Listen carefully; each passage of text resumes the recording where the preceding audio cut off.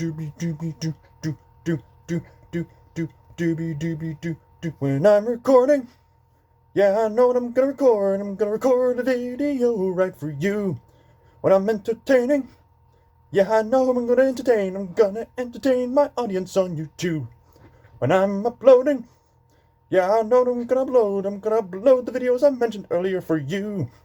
And when I'm watching, yeah, I know what I'm gonna watch. I'm gonna watch the videos that you are also watching on YouTube. And I just got 500 subscribers, and I would like 500 more just to be the man who got 1,000 subscribers on my YouTube channel. Da da da da da da da da da da. Hey, da da da da da da da da da. This video's been a long time coming, but welcome everybody to the 500 subscriber Q&A session. In this video, I've gathered several questions in celebration of this amazing milestone, and let's just cut to the chase. All the questions on my Stardust account, at least when I made the announcement I was making this video, consist of whether or not I have a TikTok account. I do. You can check me out, Scotch Meyer, on TikTok. I don't go there too often, but I'd be happy to post a few videos every now and then. Let's start with my lovely friends from Discord who ask me questions on Instagram, as well as Discord as well. Little Dan 99 asks several questions. His first question: what are you learning in school? Nothing.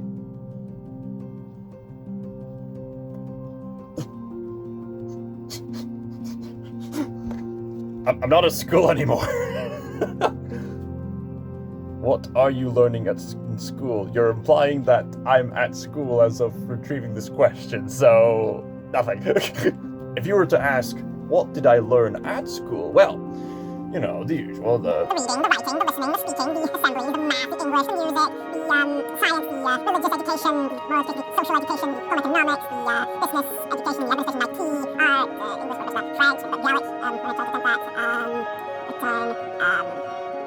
PE, physical education, wood tech, more computing stuff, geography, history, that kind of those.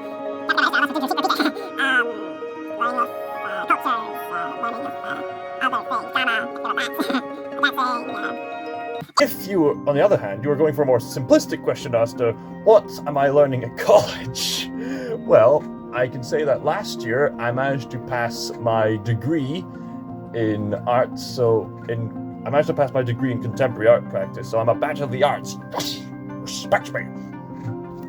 And just this past year I was studying an honours in contemporary art practice. And now that academic work, as of recording, is being wrapped up. Just a few more meetings and Q&A sessions, and all the academic work has been done and dusted by now. Admittedly, I think I failed my dissertation, but hey, a degree.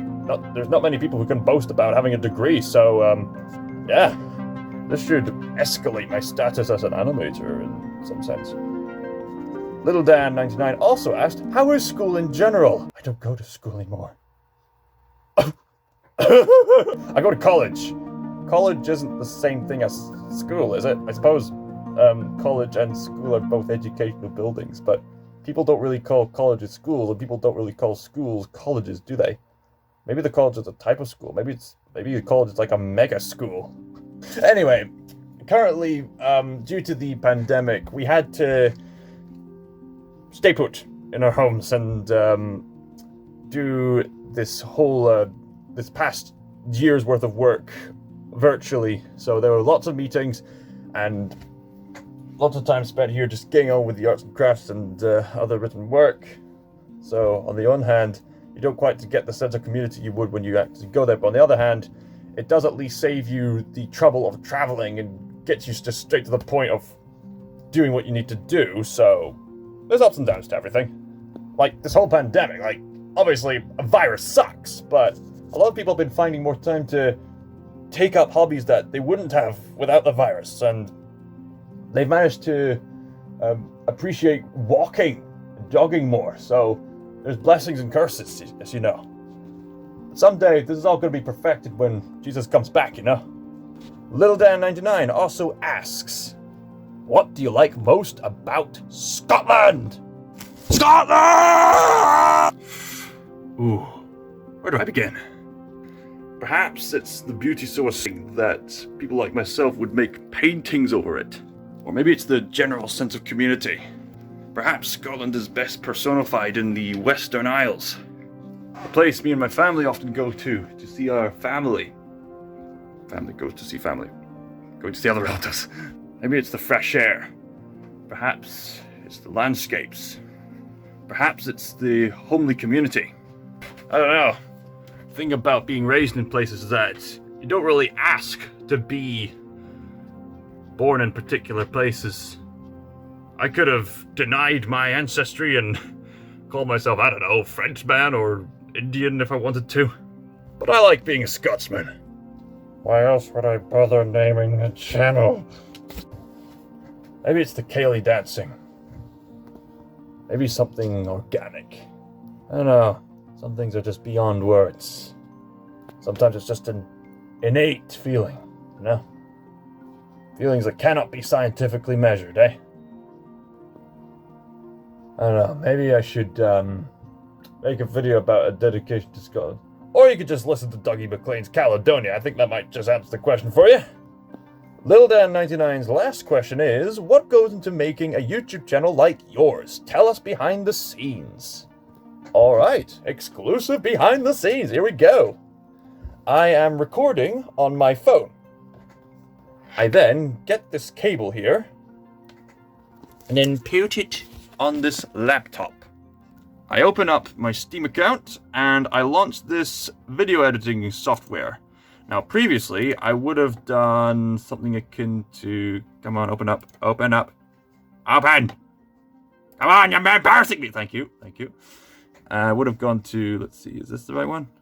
No, it was... video... Yeah, in the past, I probably would have used that. Sometimes I would have done things in the past. Or, let's see. I would have used a screen-based recorder. There's also this thing on this laptop where you can press Home G, and this comes up. And I used to just record things like that, just to record the screen. I only record like one of these screens at a time, and I couldn't find a way to get a face cam, but recently I went to the Windows store and I got myself this software where I gain access to a few other things. I record and I can customize like a face cam and anything like that. Watermark, like a logo at the bottom of the screen. Like, I'll give you an example. So I record so. Say hi to the camera, everybody. Say hi, smooth the camera. And then that comes up here. I record so. Say hi to the camera, everybody. Say hi, smooth the camera. Just like that. And so I go to this editing software. I can add a file. Let's see, where is it? I put it on here. Where is the beautiful work of art I made? There it is. And then the editing comes in. So I can cut this bit and let me just shorten that just to get straight to the point. This is where, like, you might see those weird jumps. Record. Because I'm jumping to certain bits. I'll just delete that bit. And how about I speed this up? Yeah. And so. Record. So. Say hi to the camera, everybody. Say hi. Smooth the camera. And let's have some more fun with this. There's a jet plane up above. To the Falcons! Alright, going back to this. So let's let's add in a bit. Let's add this in. Why not? Yeah, I've got this. There's a variety of options I can choose from. I can do like a VHS effect, which I use for like. Oh, the Falcon's coming back! That sound, wow. Okay, the VHS effect I usually use for like the rewind sort of effect. I can add in text. This is my personal favorite. It's the fading text. It's simple. It kind of fades in. Oh yeah. Also, how to fade in. There's this option where you can get it to fade in. So record. There you go.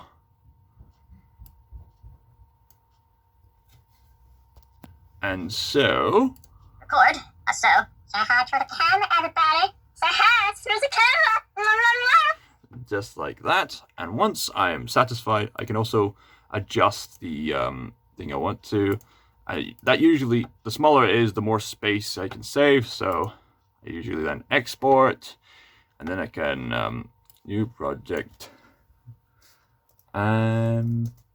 So romantic.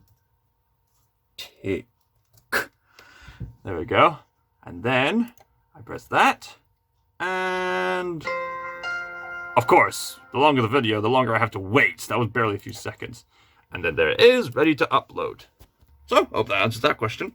Now let's address the questions from a good Catholic friend, the Asian Danger. His first and foremost question. Coke or Pepsi?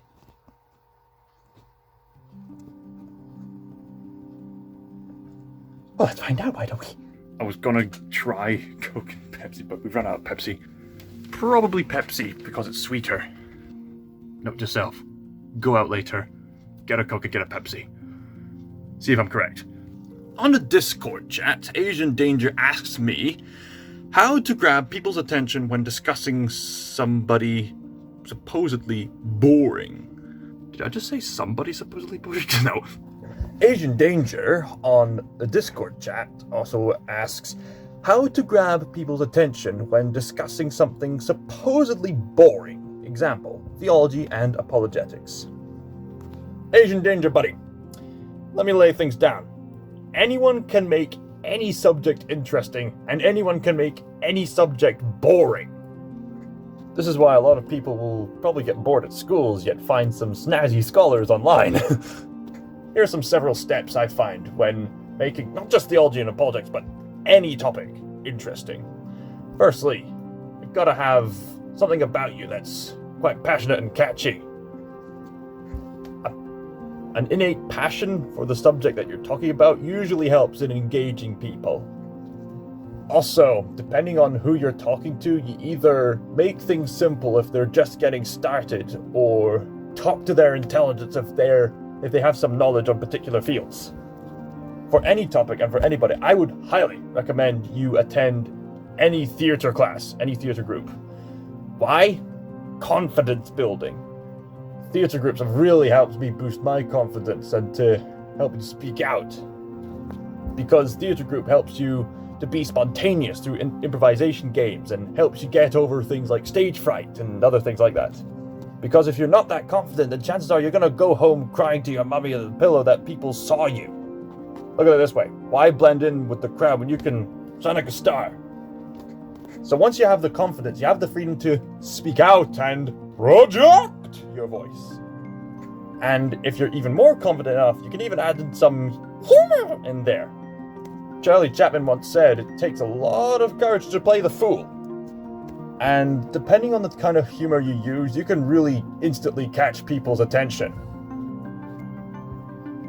Now, there are various types of humor. There's light-hearted humor, and there's also straight-up aggressive humor, usually in the form of mockery. There's a time and place for mockery. But if mockery is done without the right context, it's gonna fall flat on its face. You need to understand what it is you're talking about, what it is you're mocking before you mock. Also, what's so boring about theology and apologetics anyway? That's one of the most exciting things ever. Think about it. What's more interesting? Day-to-day job. Something that's a matter of life and death. Usually something that's a matter of life and death. So this subject in itself is going to grab people's attention. And again, you need to keep in mind the people you're talking to. I remember attending the Alpha group, and they do an excellent job at speaking in a very gentle and inviting tone to believer and non-believer alike, to introduce them to the fact that Christianity has a lot of strong evidence to it. Then my curiosity sparked and I searched apologetics online. Now, usually engaging with people who oppose you is probably going to catch people's attention, especially if you're the kind of person who knows what they're talking about. So when you're discussing a certain subject, you really need to make it come alive. Now, of course, there have been people like Neil deGrasse Tyson who straight up lied about people like Isaac Newton and their beliefs in order to further push an agenda. And Neil himself has not made any major scientific breakthrough, but he is an amazing narrator. And he does have some insight into the sciences. Of course, we in the apologetics community have to go beyond just telling a narrative. We gotta give them the truth, which leads me to my next step, I suppose. Be honest. To be honest, I'm improvising this whole thing. Because if you're gonna lie about any facts, somebody's gonna catch you. Because if you're not willing to believe in the truth, it's not that you'll believe in nothing, you'll believe about anything.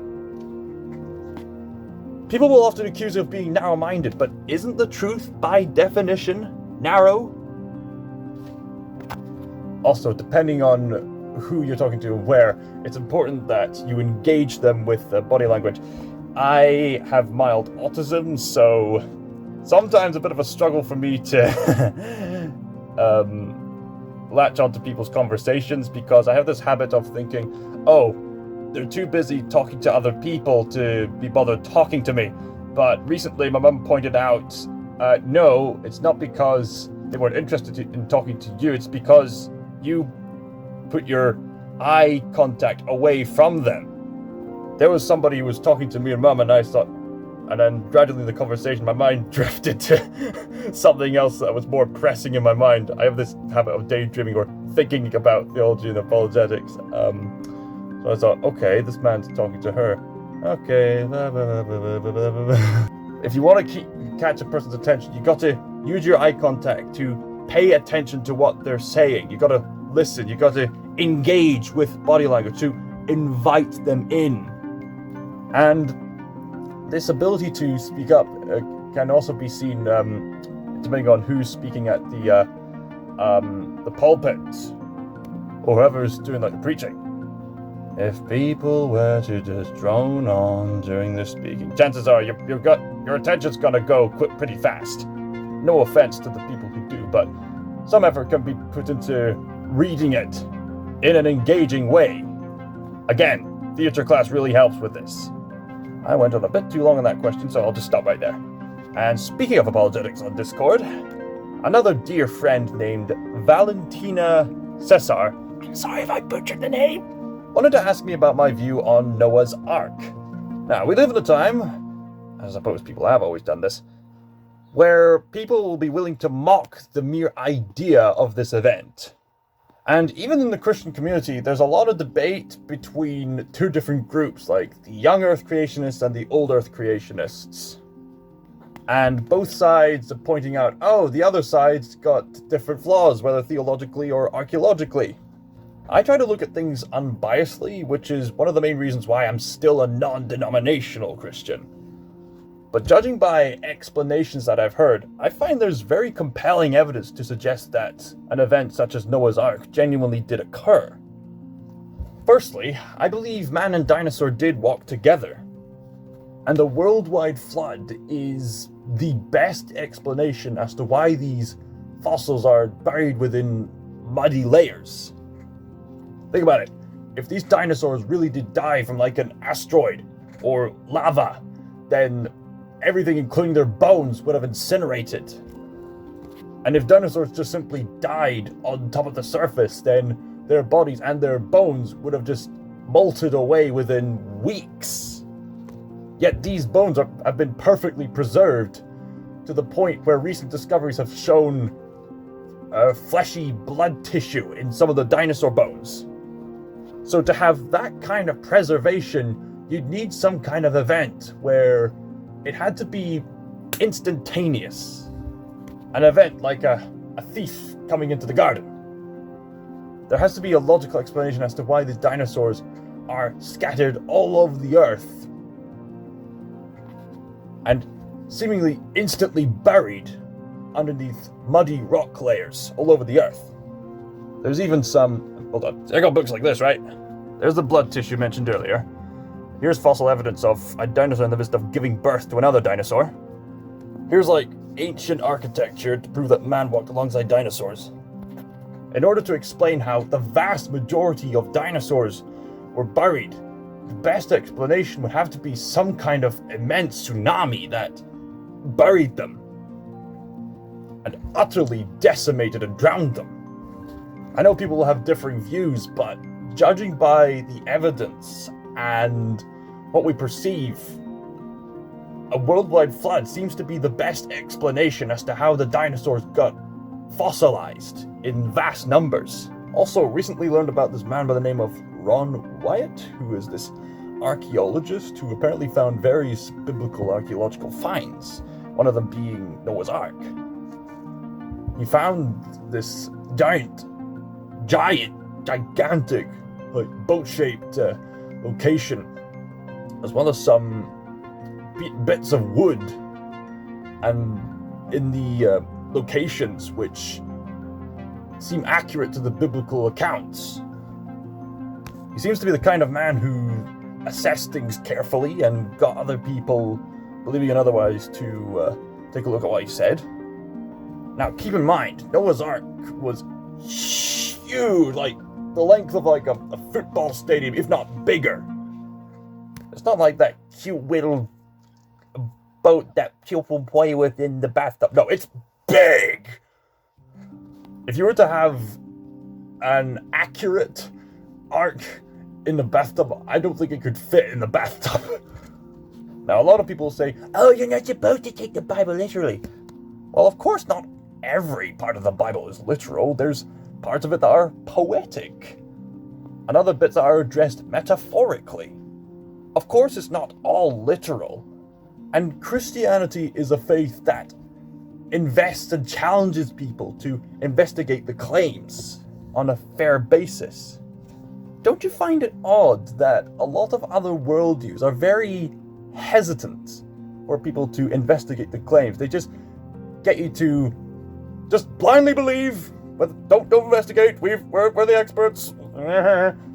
But Christianity has a God who says, no, come investigate. I'll show you the evidence so that you can trust me. I always find it suspicious when secular people make these big worded claims, but they never back them up with evidence, as if they're very much afraid of being exposed. Like, you can make big claims all you want, okay? I can make the claim that there is a gigantic green cat outside. I can make the passionate claim, of course there's a gigantic green cat. Can't you see? It was there all along. You fools! Those aren't really trees blowing outside. That's the cat. The wind is the giant green cat moving itself. The giant green cat can also change colors during this autumn seasons and even turn invisible during winter. Of course, there's a giant green cat. Anyone who says otherwise is a bigot. And so on and so forth. Now, we can use the sciences, the archaeological tools, the philosophical arguments, view it all in context, and expose the fact that there's no such thing as a giant green cat. And then, that big claim would be exposed, no matter how hard the person tries to justify it. So don't let big claims catch you off guard. They've got the burden of proof to share too. The reason I'm a Christian is because Christianity can prove its big claims. Everyone believes in miracles. It's just a question of proving them. So yes, I do believe Noah's Ark really happened. Last apologetics-based question. It was a question asked to me on Instagram. Sorry if I butcher the name. Abhishek.batu asks, What's the best book on apologetics you have read? Ooh, let's take a look.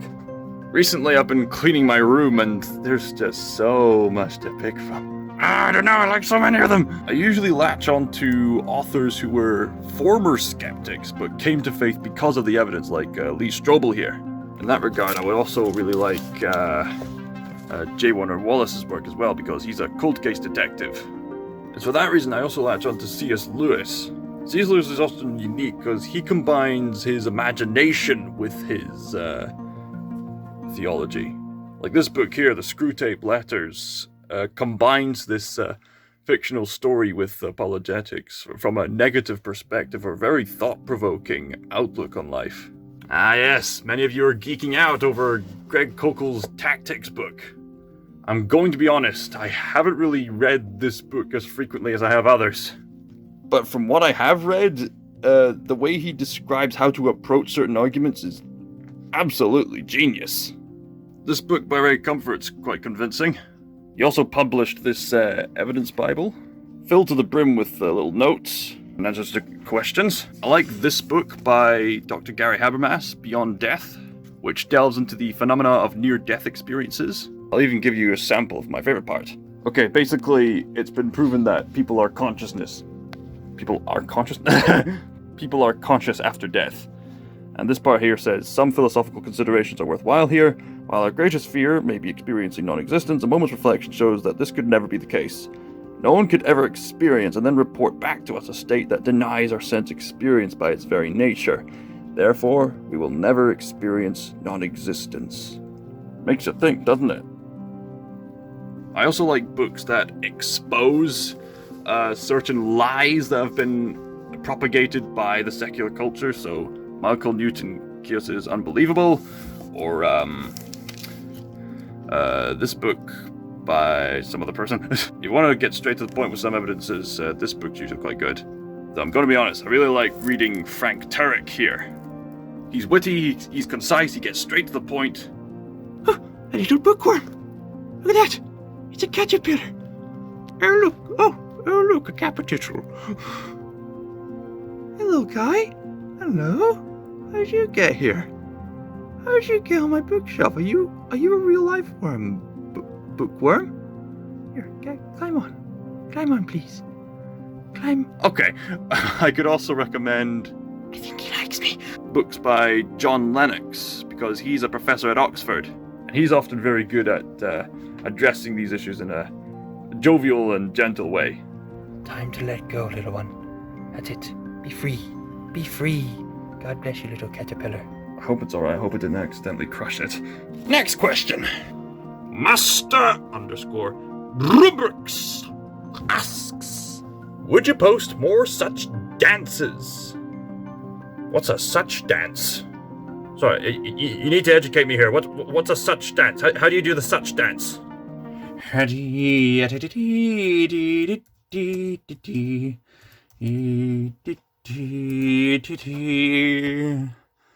do that disgusting.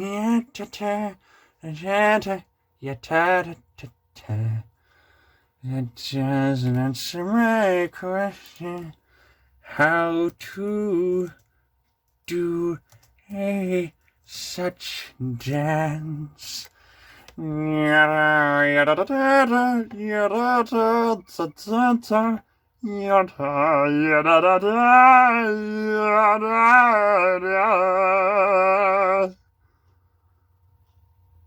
This is the first video that comes up when I say how to do a such dance, so let's do that.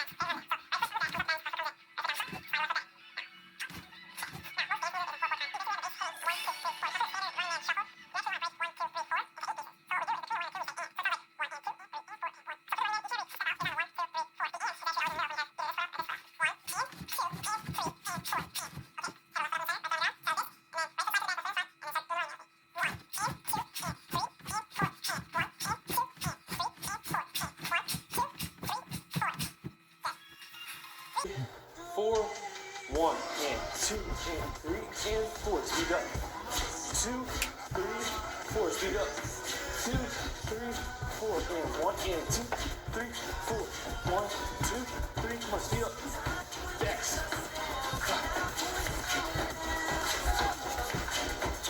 And 1 and 2 and 3 and 4 and 1. Okay, done.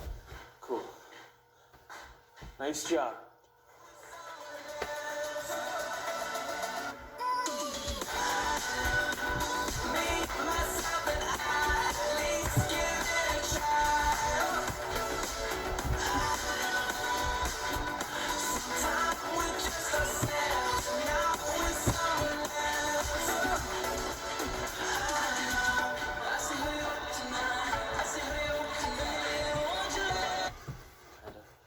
Hope you guys all enjoyed this tutorial. You know, I guarantee you get this better than me because I'm a pretty crappy dancer. You guys. No, you're not. You're a wonderful dancer. Let me know if this helped you out. Let me know if you got it. Let me know if you want some more tutorials. You got over 5 million views. What do you mean you're a stupid dancer? More tutorials, etc. Peace. What do you mean? Live your dream. You must live your dream if you want to dance. Look at you. Have such a good time with your hoodie. You were born to dance. Dance, dance, wherever you may be. You are the Lord of the Shuffle, said he. And I'll lead you all wherever you may be. He is the Lord of the Shuffle, said he. And to my knowledge, that is all the questions that have been brought to me. Maybe there was that question my cousin asked about if you're going to make the question and answer video. This is the living incarnation of your answer, buddy. My kitten, my cousin, my king. The Hobbit poster's gone!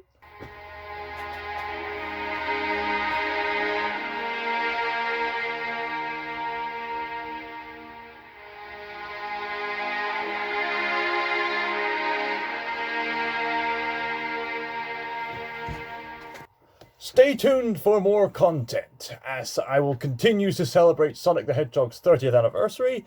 I'm probably going to have more time to go to animations now, and I may or may not be making more gameplay videos. Stay tuned, brethren. Stay tuned. Scott Meyer, signing out. God bless you all.